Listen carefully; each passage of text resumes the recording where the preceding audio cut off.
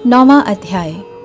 युधिष्ठिर जी का भीष्म जी के पास जाना और भगवान श्री कृष्ण की स्तुति करते हुए भीष्म जी का प्राण त्याग करना। सूत जी कहते हैं, इस प्रकार राजा युधिष्ठिर प्रजाद्रोह से भयभीत हो गए।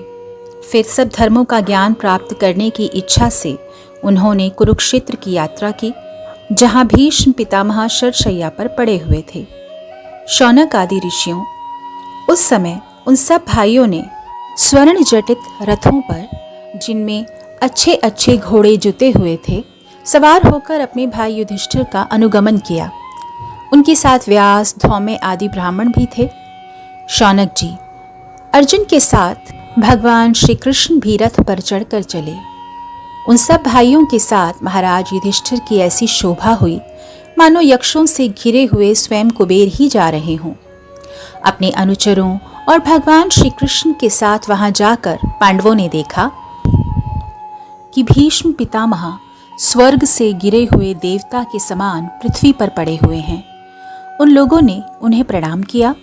उसी समय भरतवंशियों के गौरव रूप भीष्म पितामह को देखने के लिए सभी ब्रह्मर्षि, देवर्षि और राजर्षि वहां आए। पर्वत, नारद, धौम्य, भगवान व्यास, बृहदश्च, भरद्वाज, शिष्यों के साथ परशुराम जी, वशिष्ठ जी, इंद्रप्रमाद, त्रित, गृत्समद, असित, कक्षीवान, गौतम, अत्रि, विश्वामित्र, सुदर्शन तथा और भी सुखदेव आदि शुद्ध हृदय महात्मागण एवं शिष्यों के सहित कश्यप, अंगिरा, पुत्र बृहस्पति आदि मुनिगण भी वहां पधारे। भीष्म पितामह धर्म को और देश काल के विभाग को, कहाँ किस समय क्या करना चाहिए, इस बात को जानते थे। उन्होंने उन बड़भागी ऋषियों को सम्मिलित हुआ देखकर उनका यथा योग्य सत्कार किया। वे भगवान श्री कृष्ण का प्रभाव भी जानते थे, अतः उन्होंने अपनी लीला से मनुष्य का वेश धारण करके वहां बैठे हुए तथा जगदीश्वर के रूप में हृदय में विराजमान भगवान श्री कृष्ण की बाहर तथा भीतर दोनों जगह पूजा की। पांडव बड़े प्रेम और विनय के साथ भीष्म पितामह के पास बैठ गए। उन्हें देखकर भीष्म पितामह की आंखें प्रेम के आंसुओं से भर गईं। उन्होंने उनसे कहा, धर्मपुत्रों, यह बड़े कष्ट और अन्याय की बात है कि तुम लोगों को ब्राह्मण धर्म और भगवान के आश्रित रहने पर भी इतने कष्ट के साथ जीना पड़ा, जिसके तुम कदापि योग्य नहीं थे। अतिरथी पांडु की मृत्यु के समय तुम्हारी अवस्था बहुत छोटी थी। उन दिनों तुम लोगों के लिए कुंती रानी को और साथ साथ तुम्हें भी बार बार बहुत से कष्ट झेलने पड़े। जिस प्रकार बादल वायु के वश में रहते हैं, वैसे ही लोकपालों के सहित सारा संसार काल भगवान के अधीन है। मैं समझता हूँ कि तुम लोगों के जीवन में ये जो अप्रिय घटनाएं घटित हुई हैं, वे सब उन्हीं की लीला है। नहीं तो जहाँ साक्षात धर्मपुत्र राजा युधिष्ठिर हों, गदाधारी भीमसेन और धनुर्धारी अर्जुन रक्षा का काम कर रहे हों, गांडीव धनुष हो और स्वयं श्री कृष्ण हो, भला वहां भी विपत्ति की संभावना है। ये काल रूप श्री कृष्ण कब क्या करना चाहते हैं, इस बात को कोई नहीं जानता। बड़े बड़े ज्ञानी भी इसे जानने की इच्छा करके मोहित हो जाते हैं। युधिष्ठिर, संसार की ये सब घटनाएं ईश्वर इच्छा के अधीन हैं। उसी का अनुसरण करते तुम इस अनाथ प्रजा का पालन करो, क्योंकि अब तुम ही इसके स्वामी और इसे पालन करने में समर्थ हो। ये श्री कृष्ण साक्षात भगवान हैं। ये सबके आदि कारण और परम पुरुष नारायण हैं।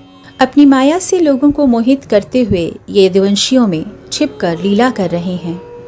इनका प्रभाव अत्यंत गूढ़ एवं रहस्यमय है। युधिष्ठिर, इसे भगवान शंकर, देवर्षि नारद और स्वयं भगवान कपिल ही जानते हैं, जिन्हें तुम अपना ममेरा भाई, प्रिय मित्र और सबसे बड़ा हितु मानते हो, तथा जिन्हें तुमने प्रेमवश अपना मंत्री, दूत और सारथी तक बनाने में संकोच नहीं किया। वे स्वयं परमात्मा हैं। इन सर्वात्मा, समदर्शी, अद्वितीय, अहंकार रहित और निष्पाप परमात्मा में उन ऊंचे नीचे कार्यों के कारण कभी किसी प्रकार की विषमता नहीं होती। युधिष्ठिर, इस प्रकार सर्वत्र सम होने पर भी देखो तो सही, वे अपने अनन्य प्रेमी भक्तों पर कितनी कृपा करते हैं। यही कारण है कि ऐसे समय में जबकि मैं अपने प्राणों का त्याग करने जा रहा हूँ, इन भगवान श्री कृष्ण ने मुझे साक्षात दर्शन दिया है। भगवत परायण योगी पुरुष भक्ति भाव से इनमें अपना मन लगाकर और वाणी से इनके नाम का कीर्तन करते हुए शरीर का त्याग करते हैं और कामनाओं से तथा कर्म के बंधन से छूट जाते हैं। वे ही देव देव भगवान अपने प्रसन्न हास्य और रक्त कमल के समान अरुण नेत्रों से उल्लसित मुख वाले चतुर्भुज रूप से, जिसका और लोगों को केवल ध्यान में ही दर्शन होता है, तब तक यहीं स्थित रहकर प्रतीक्षा करें जब तक मैं इस शरीर का त्याग न कर दूं। सूत जी कहते हैं, युधिष्ठिर ने उनकी यह बात सुनकर शरशैया पर सोए हुए भीष्म पितामह से बहुत से ऋषियों के सामने ही नाना प्रकार के धर्मों के संबंध में अनेकों रहस्य पूछे। तब तत्ववेत्ता भीष्म पितामह ने वर्ण और आश्रम के अनुसार पुरुष के स्वाभाविक धर्म और वैराग्य तथा राग के कारण विभिन्न रूप से बतलाए हुए निवृत्ति और प्रवृत्ति रूप द्विविध धर्म, दान धर्म, राज धर्म, मोक्ष धर्म, स्त्री धर्म और भगवत धर्म, इन सब का अलग अलग संक्षेप और विस्तार से वर्णन किया। शौनक जी, इनके साथ ही धर्म, अर्थ, काम और मोक्ष, इन चारों पुरुषार्थों का तथा इनकी प्राप्ति के साधनों का अनेकों उपाख्यान और इतिहास सुनाते हुए विभागशः वर्णन किया। भीष्म पितामह इस प्रकार धर्म का प्रवचन कर ही रहे थे कि वह उत्तरायण समय आ पहुंचा, जिसे मृत्यु को अपने अधीन रखने वाले भगवत परायण योगी लोग चाहा करते हैं। उस समय हजारों रथियों के नेता भीष्म पितामह ने वाणी का संयम करके मन को सब ओर से हटाकर अपने सामने स्थित आदि पुरुष भगवान श्री कृष्ण में लगा दिया। भगवान श्री कृष्ण के सुंदर चतुर्भुज विग्रह पर उस समय पीतांबर लहरा रहा था। भीष्म जी की आंखें उसी पर एकटक लग गईं। उनको शस्त्रों की चोट से जो पीड़ा हो रही थी, वह तो भगवान के दर्शन मात्र से ही दूर हो गई तथा भगवान की विशुद्ध धारणा से उनके जो कुछ अशुभ शेष थे, वे सभी नष्ट हो गए। अब शरीर छोड़ने के समय उन्होंने अपनी समस्त इंद्रियों के वृत्ति विलास को रोक दिया और बड़े प्रेम से भगवान की स्तुति की। भीष्म जी ने कहा, अब मृत्यु के समय मैं अपनी यह बुद्धि, जो अनेक प्रकार के साधनों का अनुष्ठान करने से अत्यंत शुद्ध एवं कामना रहित हो गई है, यदुवंश शिरोमणि अनंत भगवान श्री कृष्ण के चरणों में समर्पित करता हूँ, जो सदा सर्वदा अपने आनंदमय स्वरूप में स्थित रहते हुए ही कभी विहार करने की, लीला करने की इच्छा से प्रकृति को स्वीकार कर लेते हैं, जिससे यह सृष्टि परंपरा चलती है।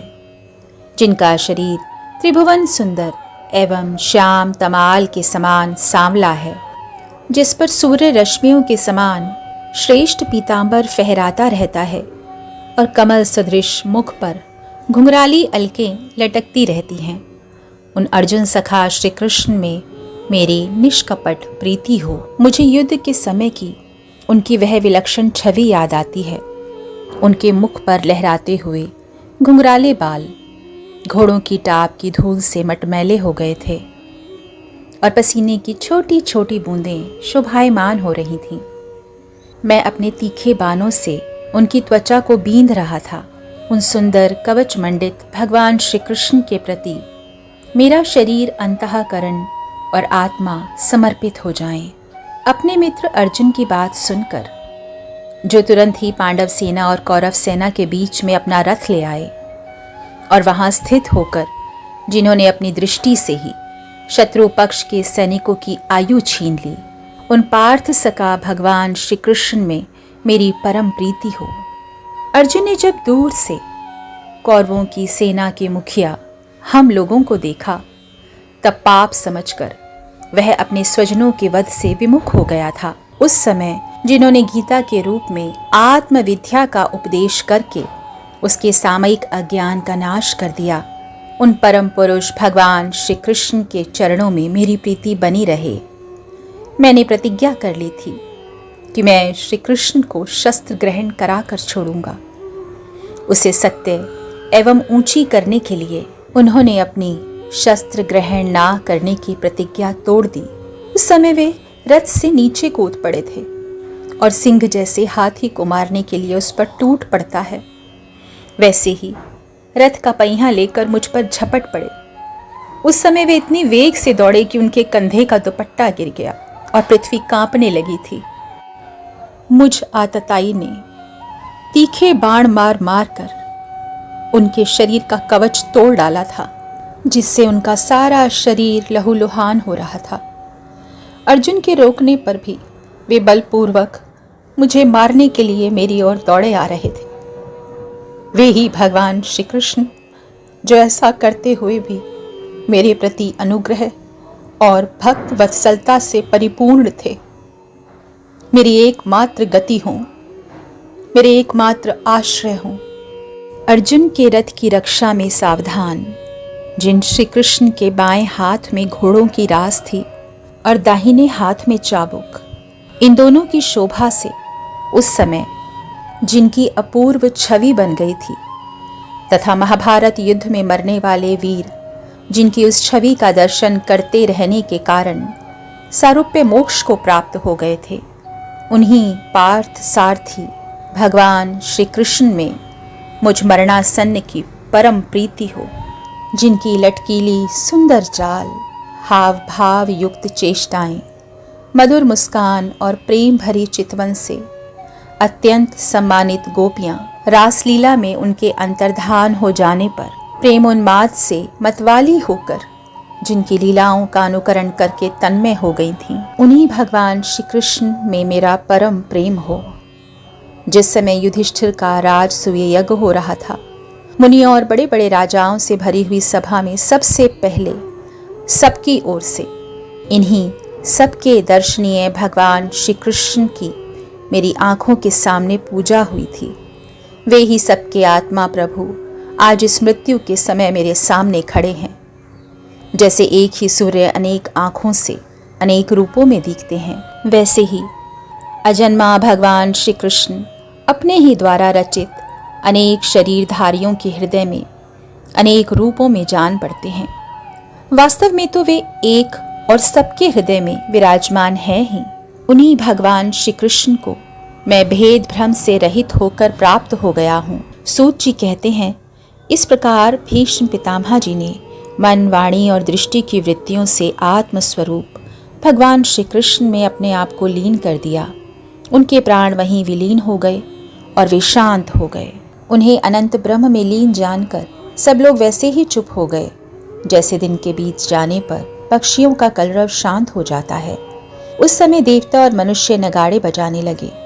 साधु स्वभाव के राजा उनकी प्रशंसा करने लगे और आकाश से पुष्पों की वर्षा होने लगी। युधिष्ठिर ने उनके मृत शरीर की अंत्येष्टि क्रिया कराई और कुछ समय के लिए वे शोकमग्न हो गए। उस समय मुनियों ने बड़े आनंद से भगवान श्री कृष्ण की उनके रहस्य में नाम ले लेकर स्तुति की। इसके पश्चात अपने हृदयों को श्री कृष्ण में बनाकर वे अपने अपने आश्रमों को लौट गए। तदनंतर भगवान श्री कृष्ण के साथ युधिष्ठिर हस्तिनापुर चले आए और उन्होंने वहां धृतराष्ट्र और तपस्विनी गांधारी को ढांढस बंधाया। फिर धृतराष्ट्र की आज्ञा और भगवान श्री कृष्ण की अनुमति से समर्थ राजा युधिष्ठिर अपने वंश परंपरागत साम्राज्य का धर्मपूर्वक शासन करने लगे। 9वां अध्याय समाप्त हुआ। हरे कृष्ण कृष्ण कृष्ण हरे हरे, हरे रामा श्री राम राम हरे हरे।